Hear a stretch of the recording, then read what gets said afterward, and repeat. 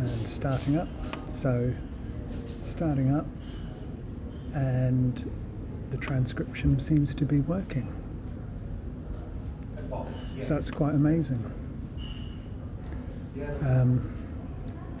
So I had a call with Assembly AI this morning, well, not a call, a chat, to figure out what it is, what went wrong.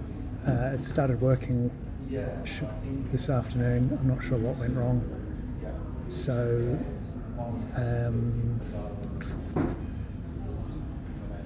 but it seems to be working now. I'll chase up support and see if there was anything that changed or whether I'm hitting some sort of limit this morning. I'm not sure.